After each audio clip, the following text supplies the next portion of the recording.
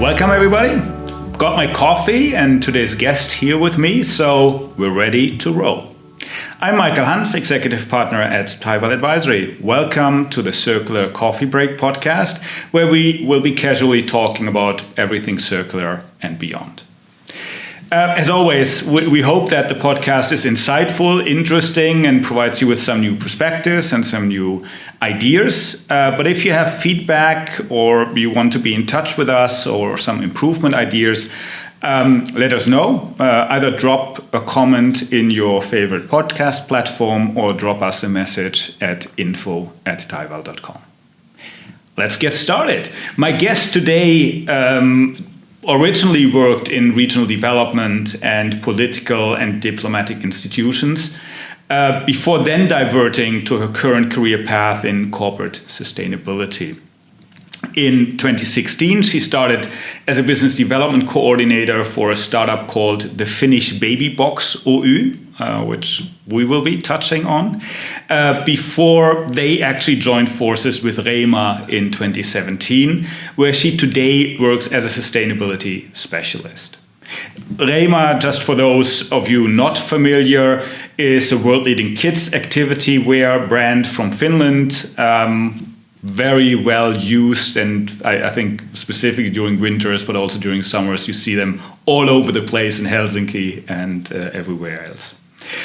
She holds a Bachelor of Arts in International Relations from the University of Birmingham and a Master of Philosophy in International Relations from the University of Oxford. And if that all wouldn't be enough, she's also the co-author of an upcoming book called The Planetary Wardrobe in English. The original Finnish title is Planetaarinen vaatekaappi, which will be out in early 2024 and is published by Gummerus. So if you're interested, watch out for that release date. I'm really excited to talk about circularity and sustainability specifically in the retail, apparel and fashion industry in today's episode, but also much broader than that. Thank you for joining me on the show today, Sissi Penttilä. Thank you, Michael. Excited to be here. Same here. Great to have you. Over the years, we had several discussions on the topic of circularity and sustainability. So I'm really excited to have you here on the podcast to also share that with our listeners. Now, first, I would like to address the elephant in the room. So the book you co-authored is called The Planetary Wardrobe, or Planetaarinen vaatekaappi. Mm-hmm. Let's look at what's the secret behind that. What is a planetary wardrobe, and why did you decide to write a book about it? So that was actually a really nice coincidence, very serendipitous. I met for the first time for lunch with my co-author Aku Varamäki, and then we just got into talking about sustainability in clothing, and she said that she'd been thinking about why is there no sort of like a recipe for the planetary wardrobe, as you know the Lancet Institute had made for the planetary diet, because we have to eat something and we have to eat healthily, but how do we ensure that everybody gets enough proteins, etc., and eats healthily without overconsumption? And we needed a formula for the wardrobe as well, because of course we need to wear clothes to protect ourselves. But you know, how do we do that? You know, how do we clothe everyone on the planet without destroying the planet and overconsumption? And I was like, you know, that really got the gears in my head going. And I'm like, yeah, you know, you're right. That's a really interesting question. And then, you know, very quickly we came to like, okay, well, why don't we write a book about this? Okay. Because also it's not enough to just say, for example, how many pieces of clothing you can buy per year, how many new pieces of clothing you buy per year, because it's so much less than what we buy currently. We also need a mindset shift, like, and how do we make that happen?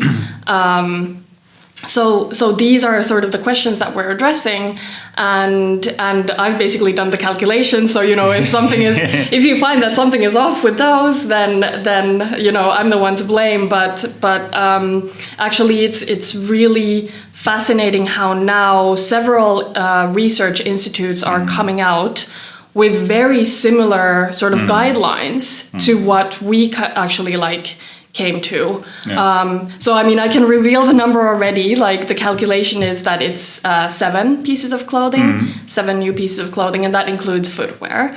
Okay. And currently in Western countries, maybe excluding France, actually, people buy anywhere between 30 and 40 just per person. Yeah. So it's a huge reduction, and so that's why we also want to address and we want to say look, we're not saints either. Before we knew this number, we were way above that. So we want it to be really relatable as well, and we're learning as we go along as we're writing the book. Interesting, and I have to ask the question: is France above or below that number? It's below. France is actually doing really well comparing to other Western. And if you ask who's the best dressed, you would say France. Yeah, I would have easily thought the number would be higher. Yeah. But I think I'm fully with you, and it's not one solution. And specifically when you talk about clothing, you can buy secondhand, which is one thing, but it's also about the material. It's also about how it's produced, where the materials are coming from. There's so many different dimensions. And what we realize in several projects we've been doing around fashion and clothing is that it's very, very difficult for consumers to understand the different labels, the different materials, different options they have in that setup. So I'm fully with you to basically have guidance, a recipe or some guardrails on where to go is definitely something that's very helpful in that context. Fantastic. At Reima, you work with topics like supply chain audits, carbon accounting, sustainability trainings, corporate social responsibility reporting, and that's only a small subset of all the things you're doing. How has the kids' fashion and apparel market and industry changed from your point of view? Also in the context of the work you've been doing around the book, is it different from the general public, so to say? And also, what are the key trends you're seeing? I think just in textiles and in clothing in general, the change has been huge since I started working on sustainability in 2019. Yeah. The interest in, as you mentioned, these more sustainable fibers, also their availability has changed completely. Yeah, absolutely. And also, what's obviously now coming up is regulation. And I think that's the biggest thing. I'd say the industry has turned the ship very quickly. But what is most amazing to me is that policy is also changing very fast. And also, this especially recycling solutions that are now being invented, but also scaled up. I think it's incredibly remarkable. Also, the fashion giants shift towards secondhand, for example, a shift towards kind of more service-based models rather than churning out cheaper and kind of single use.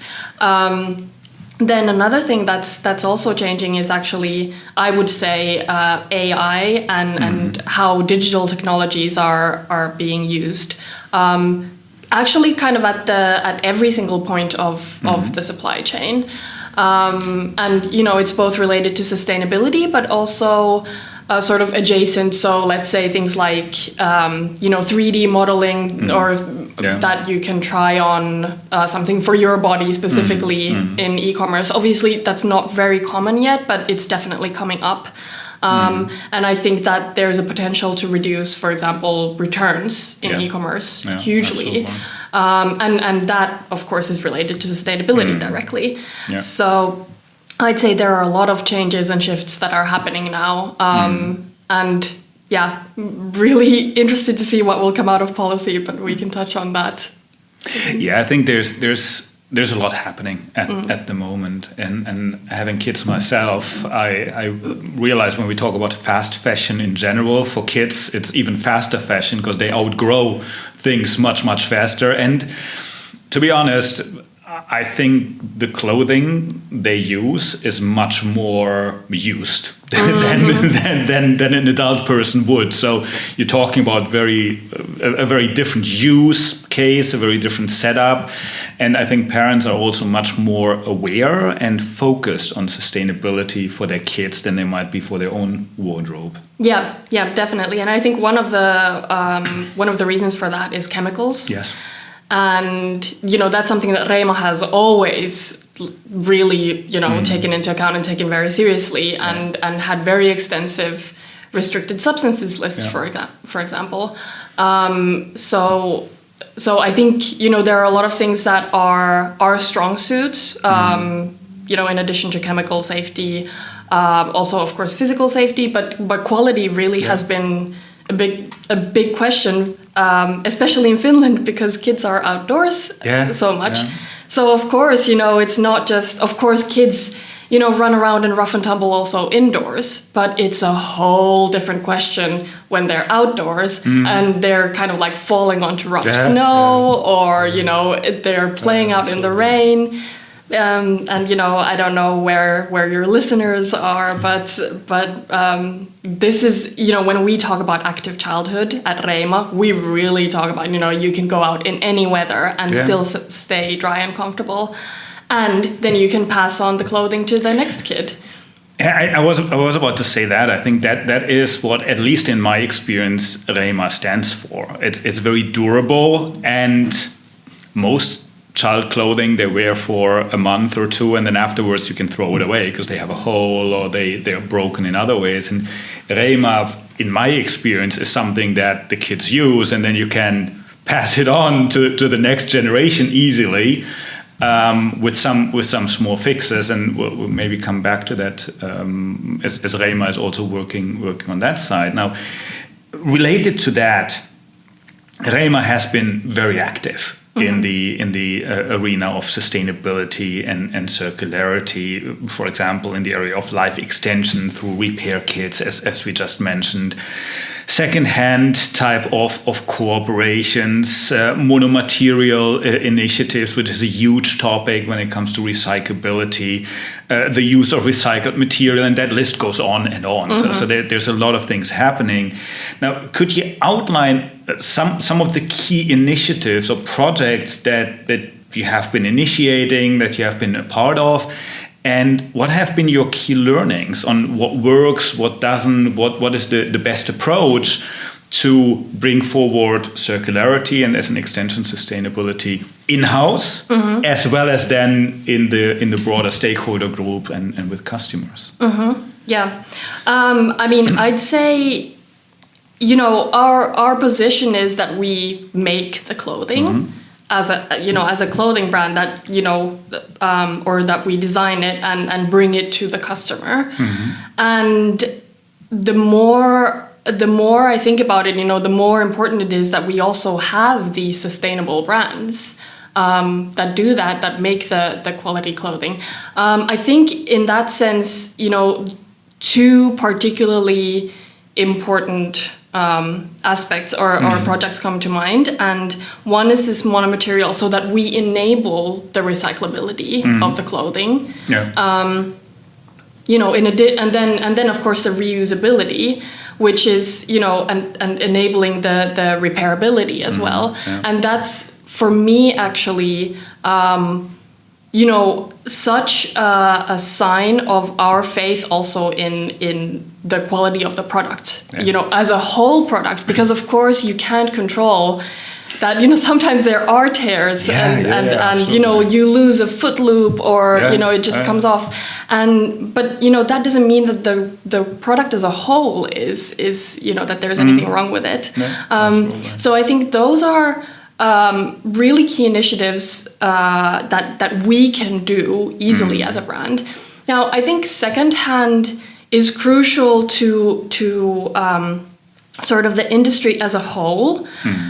And I actually think that it's really useful for us to have collaborations on that front, because it then makes sense to have a specialized like a entity or organization doing that, because then they can really make it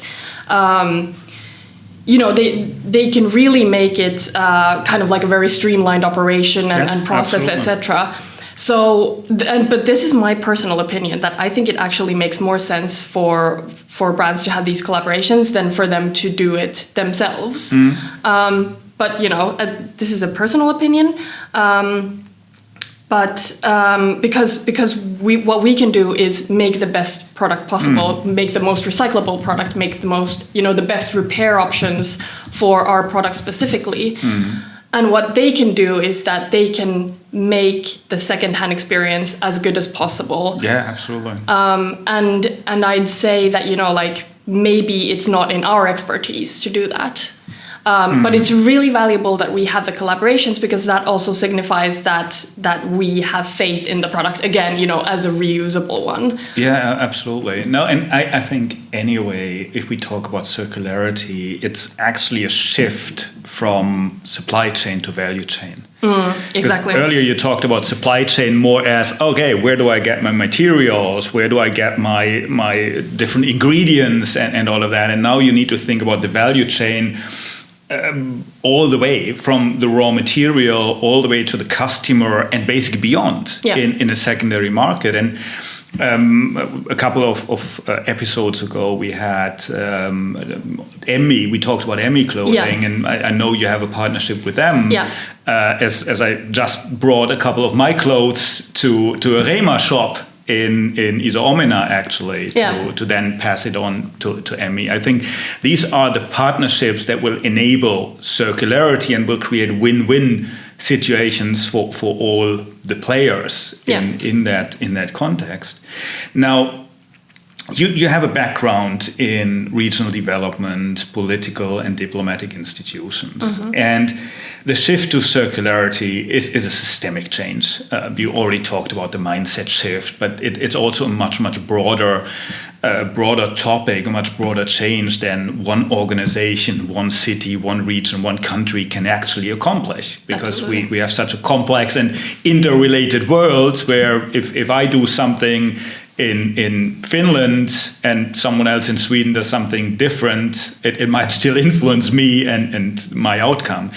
Now, from your experience with political organizations and regional development, how do you feel we can address the need for cooperation on a broader scale? So, you mentioned regulation, you mentioned the cooperation with secondhand platforms, but it goes basically beyond that, because at some point you will cooperate with your customers to enable them to expand the life cycle of the products you bring to market and so on. So how can we bring that on a broader scale together to basically go across country boundaries, but also social groups and different stakeholders in our society from your point of view?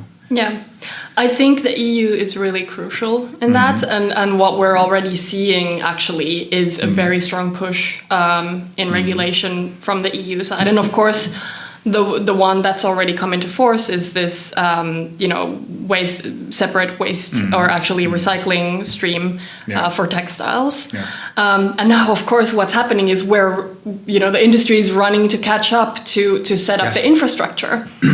But that's what's needed, and actually, the pace of the regulation has really surprised me, because from my perspective, often, the first movers and first adopters are businesses in sustainability initiatives. And of course, here that has also been the case. Yes.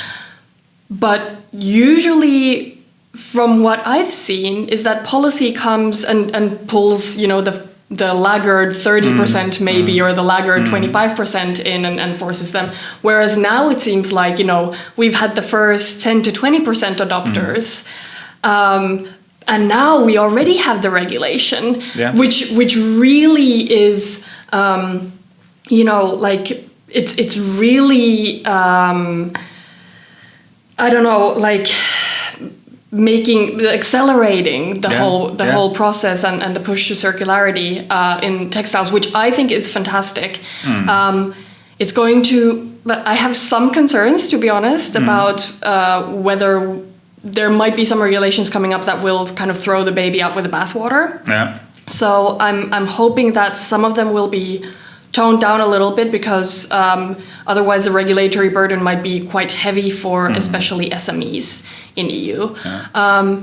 What I'm hoping is that also, let's say in North America, that there might be similar, if there are similar policies coming up, that they would be as streamlined as possible with the EU ones, of course, because there are already, of course, there's like a lot of regulatory burden in this industry.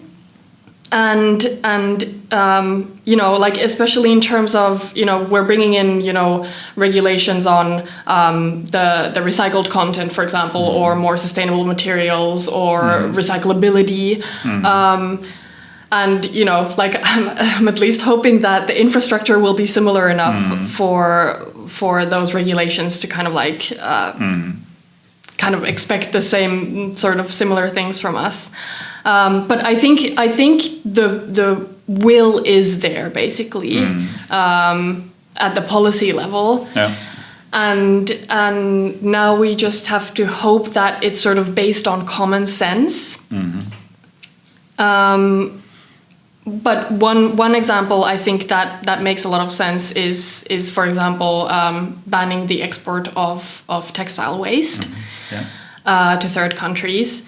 Because that also makes sense from, like the recycling perspective. It makes sense to recycle the products where we are, and because we will be setting up these very, like they're big factories essentially that are recycling facilities. So we actually need to keep the waste here so that we can recycle it. Absolutely, and I fully agree with you. I think the urgency is there. I think we're seeing on policy level, in organizations, in society as a whole, much more discussion around the topic. I personally feel it needs to be a dialogue, because you have the early moving companies that have made a lot of experiences on what works, but also on what doesn't work. And they need to be in an active dialogue. They need to be advocates for solutions, for regulation, for these topics, so that the regulators who are not experts in the respective industry, I mean, by nature, they're generalists, so that they can actually build on honest and really target-oriented input instead of lobbying for let's do the same thing we always did because it worked in the past kind of setups. And I think that's the balance we need to see between the different stakeholders, so that we find solutions that are sustainable, not only from an environmental point of view but also from a social point of view. Yeah, absolutely. Context. Yeah, and I think there's actually a chance, now that you mentioned the social aspect. I think we have there's a lot of opportunity for also creating jobs in the industry in Europe, for example, and locally, and kind of like the questions around like closing the loop. I'm hoping that maybe through the recycling initiatives we can then also maybe start manufacturing then the recycled fibers in Europe. Yes. So, but of course that is an ecosystem challenge, and the ecosystem isn't here yet. Fully agree, and I mean, Finland is very strong in startups and entrepreneurship, and what I feel is happening specifically in the textile industry is that there's a lot of activity currently, entrepreneurial activity. We talked a couple of episodes back about Spinnova, but there's a lot of other players at the moment that really bring innovative new solutions to the table that have the potential to change the industry very, very drastically going forward. So I absolutely agree with you. It has to be like an intersection between all of these players to drive that forward. Now, from your perspective, and based on the initiatives you have been seeing at Reima and you have been involved with, what are the biggest challenges for the industry to adopt circularity and circular business models and operating models? You touched already on a couple of those. And how do you think these can be addressed? And maybe also, what is the role of these different players? And me as a consumer, as a father, and as a person who wears clothes, how can we contribute to making that change happen going forward? Yeah, that big question. Just a tiny question here. Well, I mean, of course, one of the big challenges is the recycling of synthetics.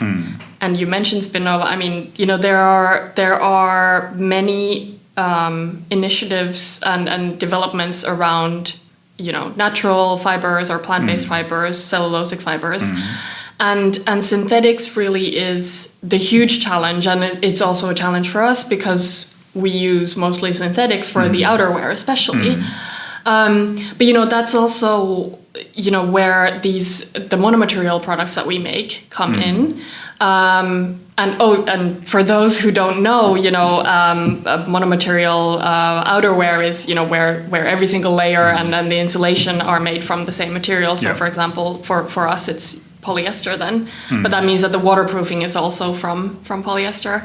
But if we don't have the products that we can test it on, then we can't. It's harder to develop. So that's also like our contribution. That we figured that if we make these monomaterial products early enough, then we can help develop the recycling processes as well. Our products can be used to test the recycling processes for synthetics, and that's. I think that's going to be a big challenge for the industry and for outerwear industry, especially because synthetics are such a big part of that. So I would say, also buy the monomaterial products and return them to us because we've promised to recycle them. And because, if we collect all the ones that we've sold together, that's already like a sizable bulk. It's hard for a recycling facility to recycle just one monomaterial product from you. But we collect them, and also kind of just pay attention to what you're buying. Like if you buy a monomaterial product, then write a note for yourself to say oh hey, by the way, have the second child use this as well, and then return it when it's done. And then as I said, the ecosystem is of course, I mean, us individuals can't solve that, but that is going to be a challenge of, does it make more sense to then ship recycled fibers maybe to a third country, I don't know, maybe to Turkey, so, or does it actually make sense to ship it back to Asia, for example, for remanufacturing? So those are big questions that we don't have answers to yet. And I think that the industry as a whole is kind of working towards. And then, of course, now sort of everyone is waiting with slightly abated breath. I mean, we're also involved in the policy processes, but, ultimately we have to wait to see what comes out of the EU, for example. And then there are also pushes in some of the American states for similar legislation. And New York and certainly California just passed a fairly stringent chemicals legislation. So there, there's also a sense that we're waiting a little bit. And of course, we're also kind of waiting to see what happens in the recycling tech develvelopment. And following that conversation. But I would say for individuals, be really mindful of what you buy. Don't buy crap. I know that sometimes there's a really good deal, etc. and it's such a cute thing, but buy the quality things. That's such a big part of, buy something that you'll wear for years.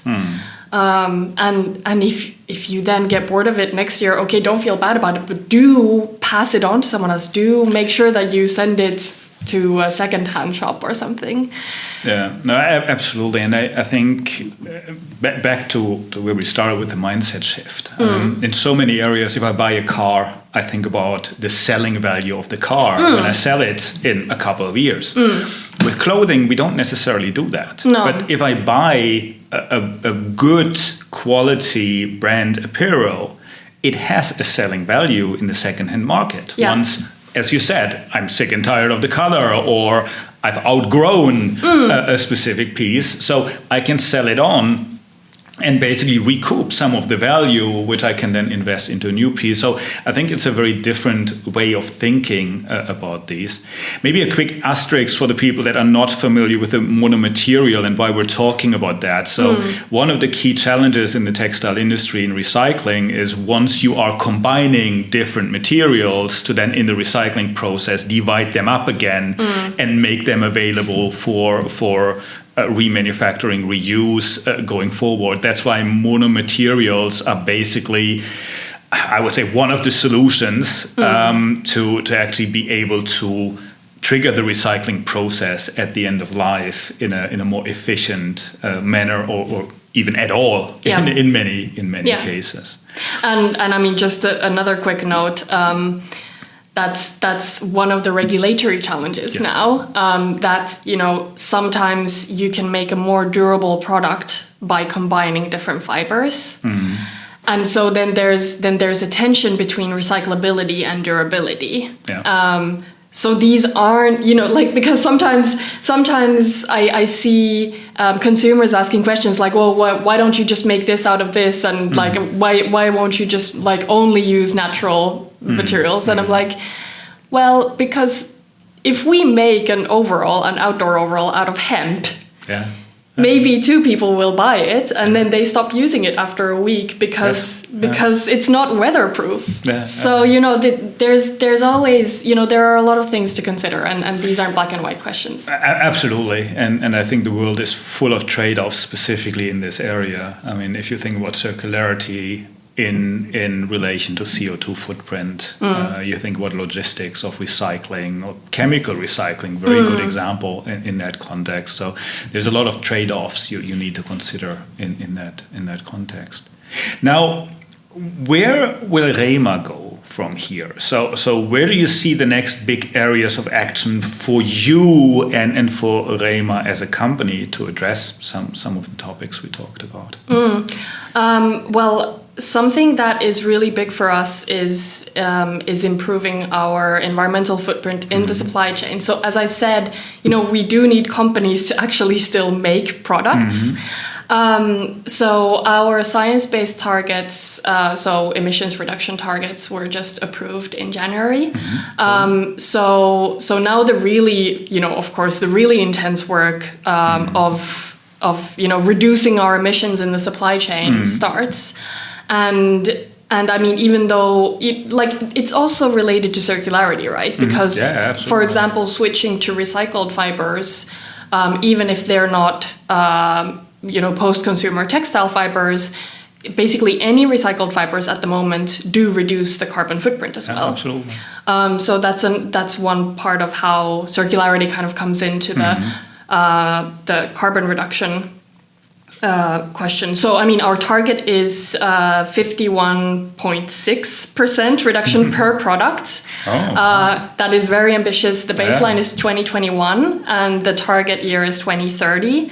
But we're already in 2023, so we only have 7 years time to do this. But that's one of the really big projects that we have coming up, and something that I'm very excited about.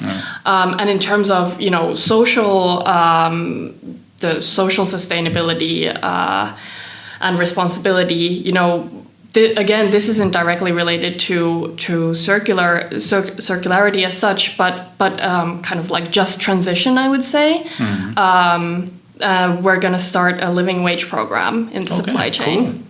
Cool. Yeah, and I think that's something that doesn't get talked about a lot when we talk about circularity, but the just transition is a really, we can make a green transition without, also taking into account human rights and respect for human rights. Absolutely.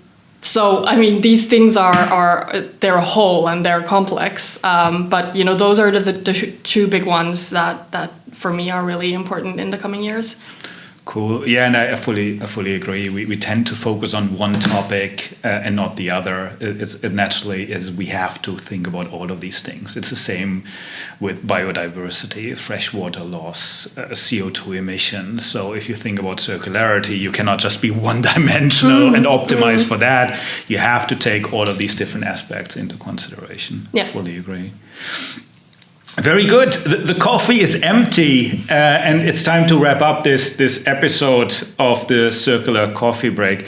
Thanks a lot, Sissi, for joining me today. Really interesting, and I could go on for another, couple of hours on the topic. So thanks a lot for joining me today. Thank you, Michael.